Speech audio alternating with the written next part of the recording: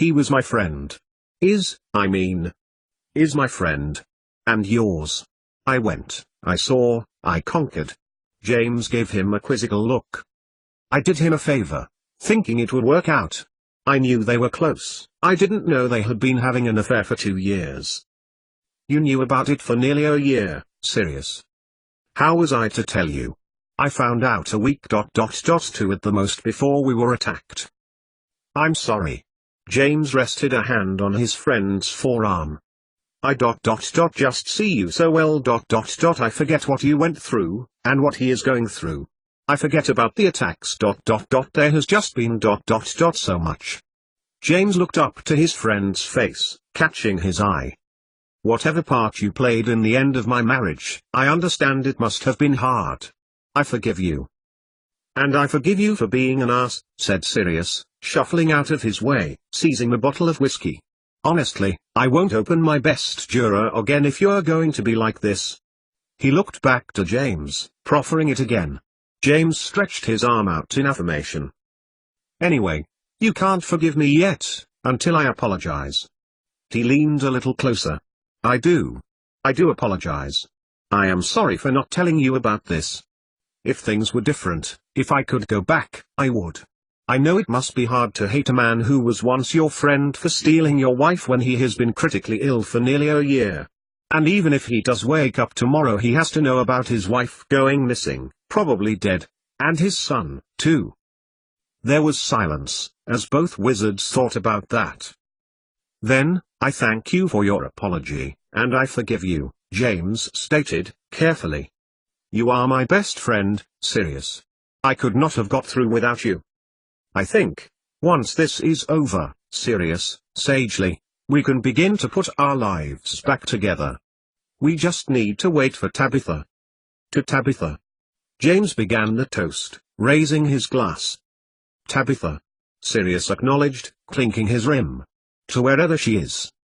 88,888,888. No. Peace.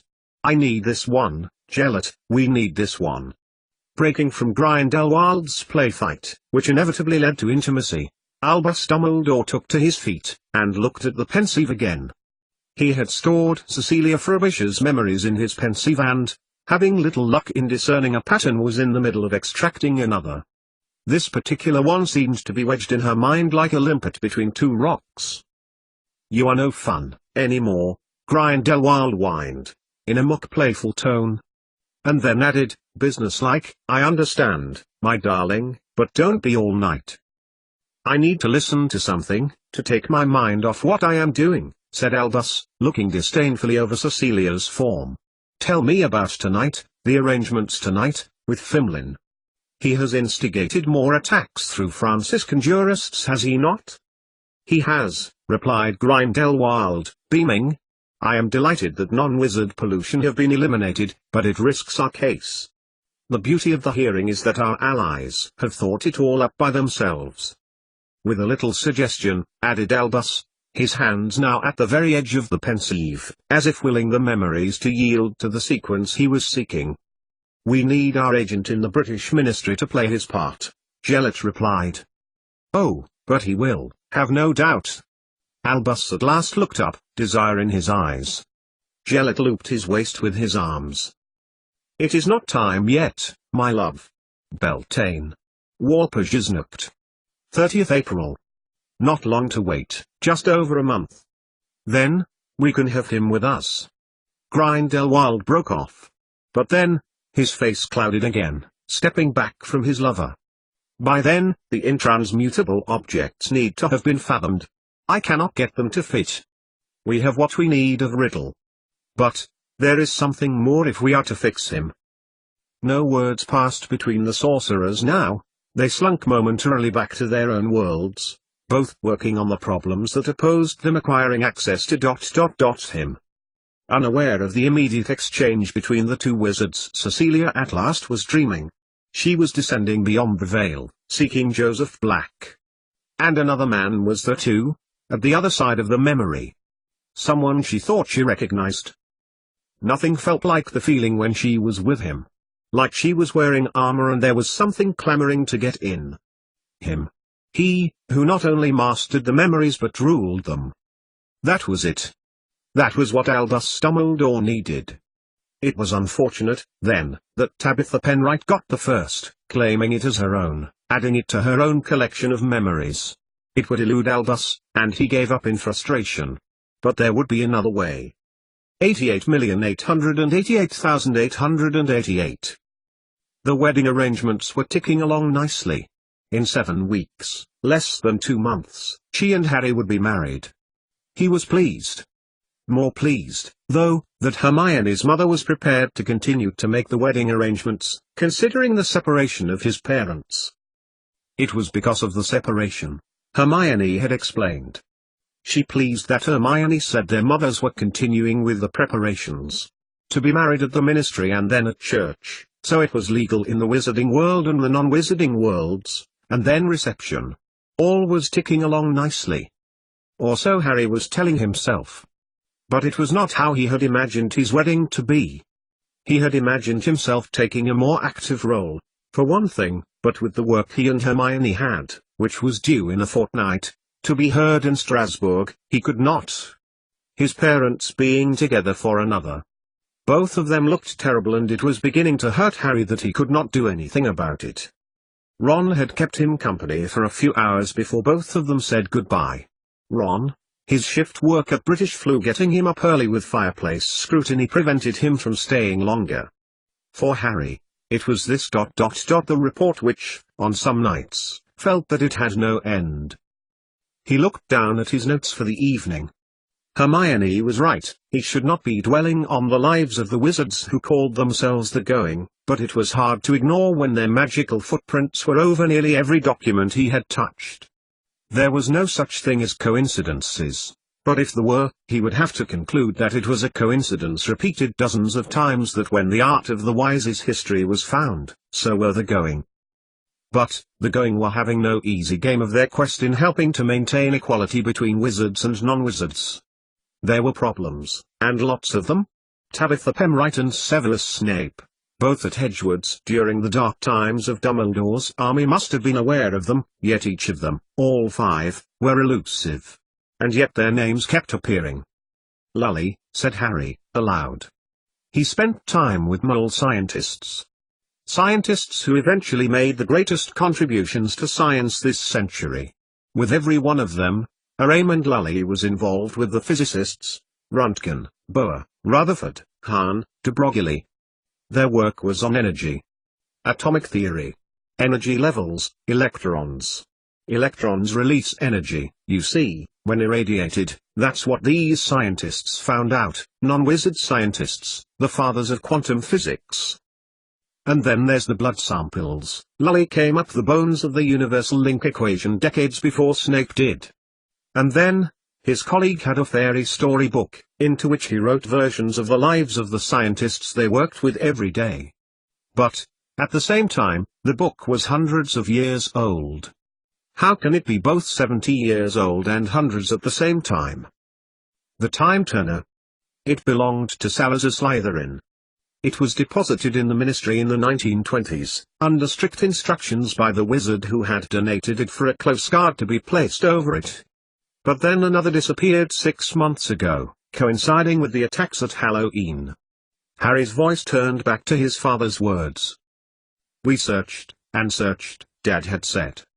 We realized it had been stolen. Yet our inventory was correct. It was neither gone nor there. It would have been ideal to have asked Tabitha, she was good at explaining things such as this. It's a real embarrassment. I know who I suspect, but there was no evidence, absolutely none. But equally, anyone in the ministry. Tabitha and something to do with the Time Turner. This was important, he knew. But, there was nothing further about Nicholas Flamel, other than he had disappeared and there were rumors he was living in Iceland. And then ... as Harry turned another page, underlined, with a note next to it in his mother's hand, a name. Aloysius. The note read, Harry screwed up his eyes, reciprocators. Ask Aberforth. Harry leaned back in the chair. It was so late, It was practically early. A strip of orange edged the horizon. Ask Aberforth. That's what he should do. Ignoring any reference to the going, Harry began his report that would represent the Ministry of Magic at the forthcoming hearing at Strasbourg of the Declaration of Wizards. 88,888,888. It had been a good game. An excellent one. Rufus's mother, her long black hair cascading out from underneath her flying hat, stood between the two teams that she had helped to coach over the last few days. The whole school was out and, for once, the weather conditions favored the showcase match that the Wizards and the one or two non-Wizards had been working hard with her to perfect.